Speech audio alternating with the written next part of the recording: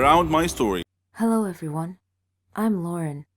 Did you ever wonder what it would be like to have your life completely destroyed by someone close to you? Ever thought about what you would do then? I didn't have time to think, because that's exactly what happened to me. It all started 2 years ago. I lived a quiet life with my mom and dad and my sister. I loved my family. We were always together. We were happy until that fateful day. My dad got fired from his work, a big company. He had worked there for 20 years. The only money we had then was what he had managed to save over the years. Finding a new job wasn't easy. It was a hard time for all of us, especially my dad. He was becoming desperate. At times, he just sat there, quietly, deep in thought, and I rarely saw him smile since. One late night, we were still up waiting for him when he walked through the door. But something was different. He wasn't walking straight. It was the first time in my life seeing him drunk. I decided to take matters in my own hand. I started job hunting. I was lucky enough to find something suitable at a startup company. The pay was good enough, and the more I worked, the more I earned. I was trying my best to get our life back. I was giving it all I've got. My dad started asking me for money. I was more than happy to give him what he needed. I didn't even ask what it was for. Then he started asking for more. He came late almost every night, and he was never awake in the morning. It seemed like we hadn't talked together for ages. Then, money started disappearing from my purse. I got home from work one night. It had been a long day, and I was really tired. I put my bag in my room, and I went to the kitchen to find something to eat. I made myself a sandwich, then took it back to my room. But when I got to the door, I saw a shadow moving inside. I thought everyone was asleep, so I opened the door slightly and looked inside.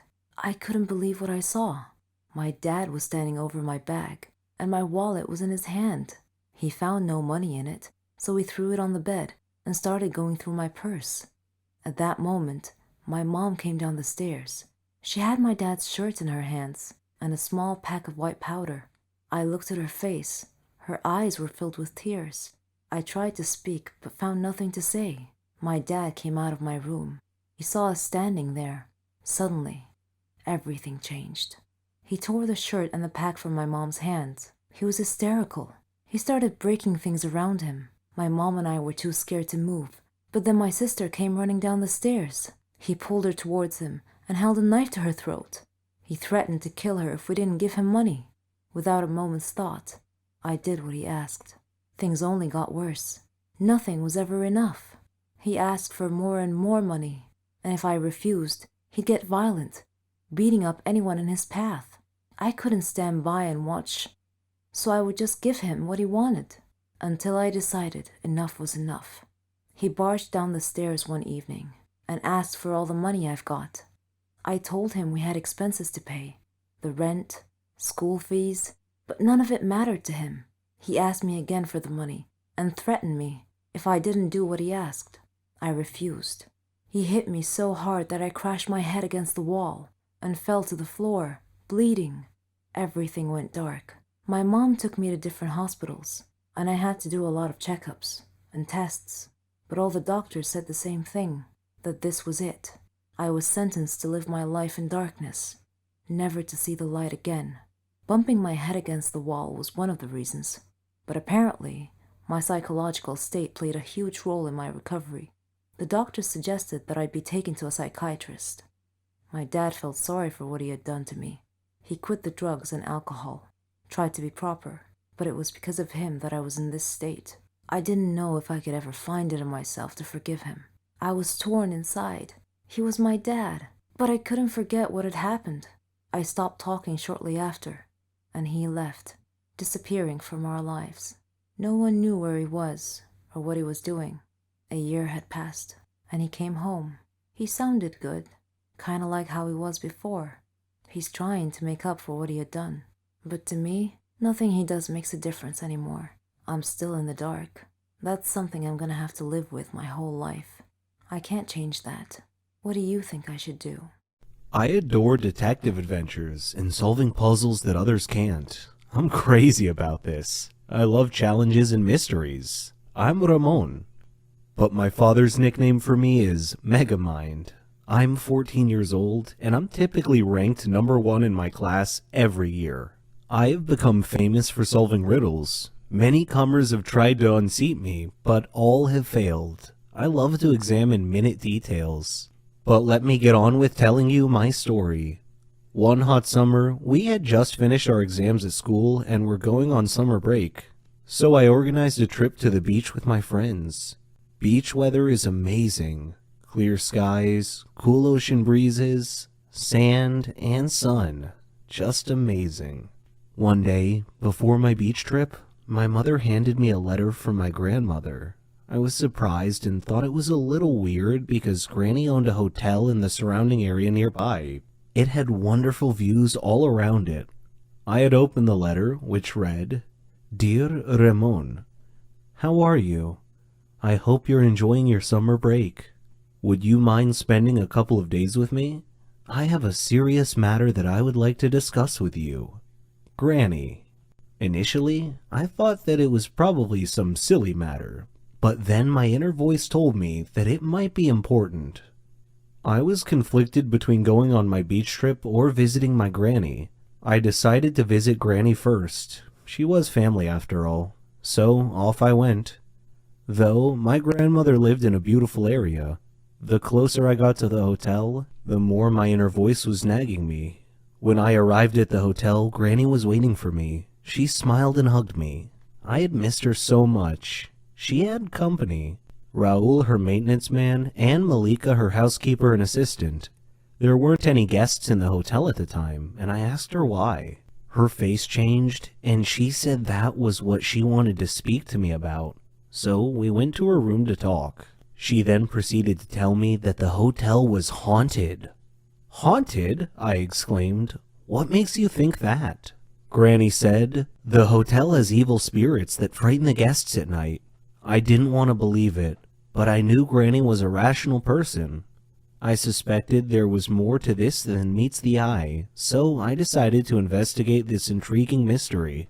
On my first night at the hotel, I waited until midnight. Then I lit a candle and walked through the halls of the hotel. There were photos on the wall, and I could hear whispering and the rustle of the leaves outside. It was a little spooky and unsettling, and made my blood run cold. Suddenly, I heard laughing on both sides of the hotel, and a shadow passed quickly in front of my eyes. Unnerved, I quickly returned to my room, where soon afterwards I heard something scratching on my door. I kept thinking to myself, I am not afraid. I am not afraid. Then the door began opening slowly. I saw a hand on the doorknob. Then the owner of the hand came into view. It was a cloaked, headless man holding a candle.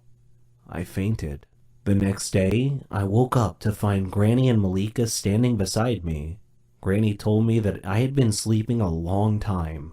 I asked what had happened, and they told me they heard me scream and came to my aid. When they found me, I was unconscious on the floor. At that moment, there was a knock on the door. It was Raul bringing me a drink. That was when I noticed something strange about Raul's face. It was emotionless. Then I glanced at his hands as I accepted the drink from him.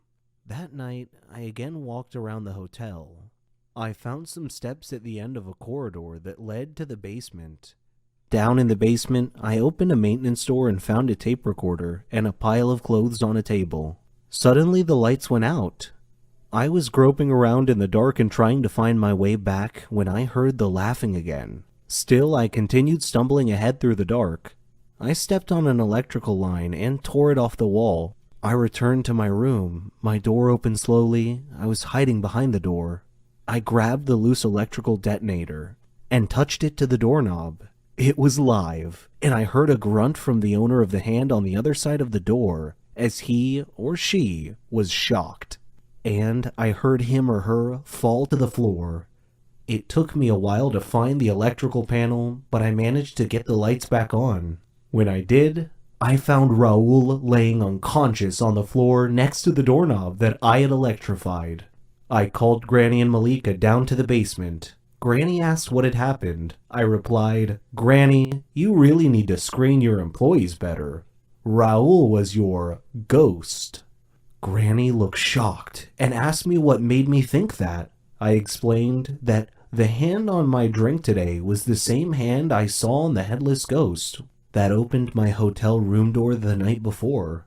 I also found tools, a tape recorder, and some ghost clothes down here in the basement. In addition, I found the earphones that had been placed around the hotel. Granny was shocked. Raoul woke up about that time, and she grilled Raoul. "Why are you scaring all my guests away, Raoul?" He said, "This hotel used to belong to my family, but you bought it from my grandfather. Well, I wanted it back. Please forgive me." Malika said, "We have to call the police." But I said, "No, wait, I have an idea. Let's renovate and reopen the hotel with a new name. The Haunted Hotel. Our advertising slogan will be, spend a night in a haunted hotel." Raoul can do his ghost thing with the whispers and the laughing. Why, he can even flicker the lights off and on at a random time once or twice a night just to give the hotel a spooky atmosphere. The idea proved to be a big hit. The Haunted Hotel attracted many